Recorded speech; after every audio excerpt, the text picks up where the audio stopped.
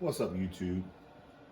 Midwest Tour here back again. So I thought I would do a video on the subject of pliers.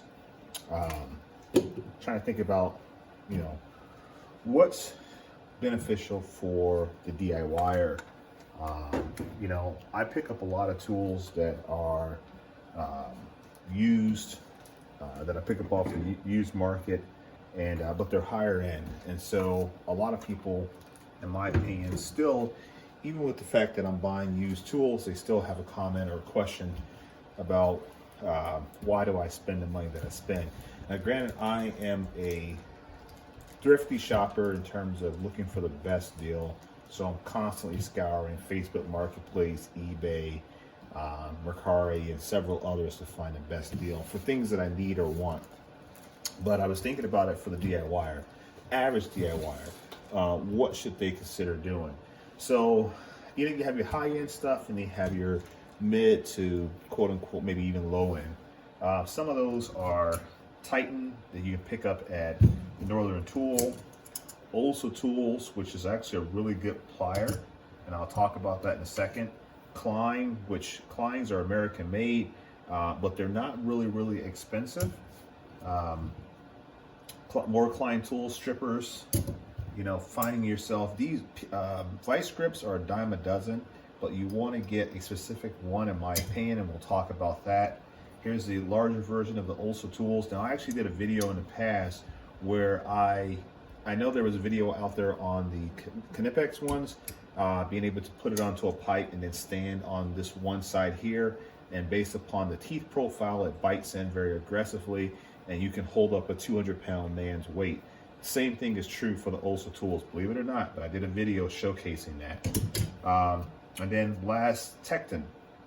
So for the average DIYer, based upon everything that I've used over the past few years, my opinion is Olsa is a great brand in terms of how they design their pliers. They probably took a lot of the styling cues from Knipex, but in my opinion is having the right kind of steel, the right hardening of the steel, and then the jaw profile. See if I can get that on camera. This jaw profile, come around here real quick.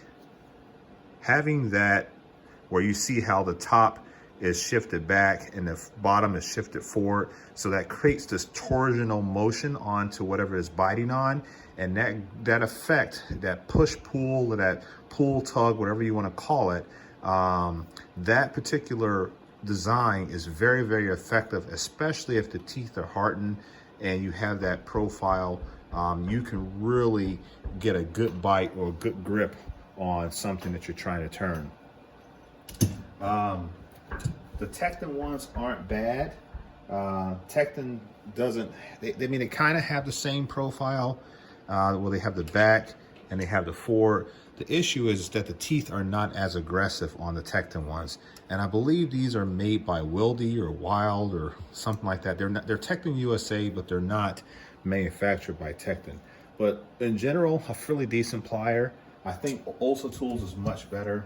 Klein's, for a needle nose plier or a set of cutters, I highly recommend Klein. The vice grips, okay? I always go for the older stuff. You can pick up the older vice grips at garage sales very easily.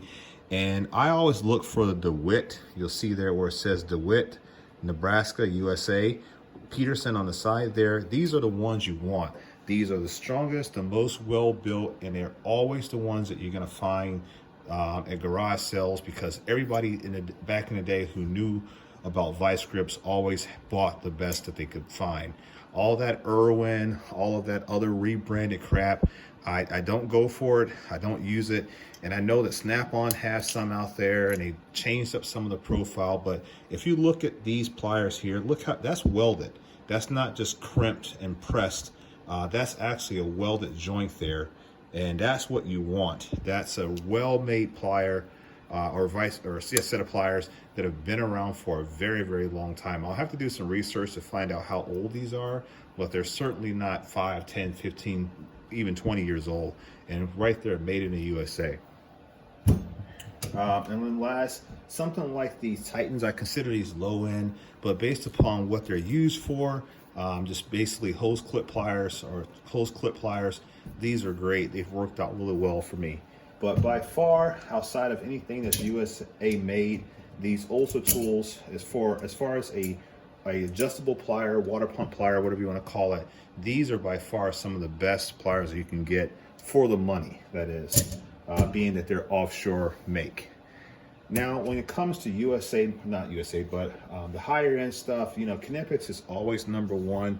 These Knipex pliers here are some of the best ones I've ever had. The parallel jaws, the ease of operation, this overall craftsmanship of these is just absolutely, my cat, sorry, he hit the camera. It's absolutely stellar, but they're very, very expensive. I think these are like $75. I'll talk about costs in a minute. These, I believe, were like 46 bucks. I think these are like the Cobras. Once again, talking about that jaw profile where you have the very sharp edging going back, very sharp jaw going forward, and then a hardened steel jaw. That's a deadly combination for a plier, meaning that's a good thing. Your Dykes, alignments pliers rather, Vampier Tools makes a really nice set.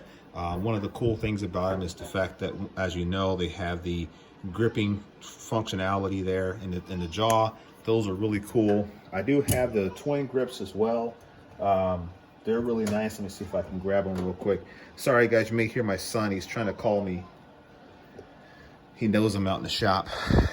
These are the twin grips, and now Knipex is coming out with their own version or rendition of that. But as long as they keep those jaws hardened and nice and sharp, they'll always have a superior tool.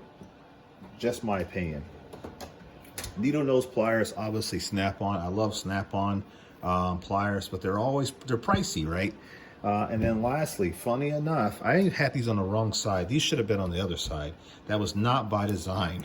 But Icon, something like a pair of Icon pliers.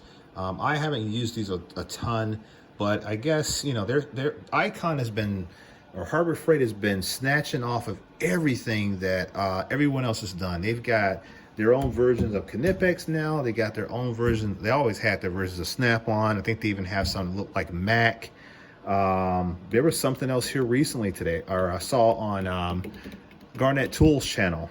Oh crap, shout out to Garnett, by the way. But he even featured a tool, and I can't remember which one it was. I think it was Pliers or something, that they were already, you know, on someone else's, you know, I won't even say it, jockstrap, trying to steal someone else's design. That's the only thing, well, one of the only things I don't like about Harbor Freight in general. They cannot come up with their own design. They're still in everybody else's design. It's one thing to say, oh well, they're trying to make it affordable. They're, you know, copying this. Plagiarism is the sincerest form of flattery or something like that. Whatever that stupid statement is, I just don't like it. You're not innovating anything new. You're not creating anything new. You're just simply stealing someone else's hard work and their effort, and you're just incorporating that into your own product. And then on top of that, it's one thing to say, okay, well, you know, Olsa Tools has this jaw design, but it's very similar to what Knipex, okay? That's just general engineering and design and understanding profiles. But when you turn around and then make your tool look identical to someone else's tool, that's completely another level. That's plagiarism. That's basically saying, hey, they've done all the work, and I'm just going to sit here and collect the benefits of it and put you guys in the right area. But in general, I guess I got off on a tangent. Sorry, a soapbox moment. But in general, I think that this group of tools here is excellent for the DIYer.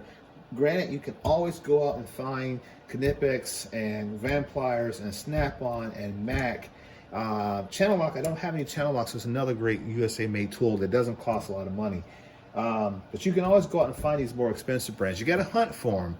But I think that if you're going to go out and you want something just cheaper and you don't want to spend a lot of money, but you want it to work, get yourself some of these Olsa Tools, or pick yourself up some of the Kleins.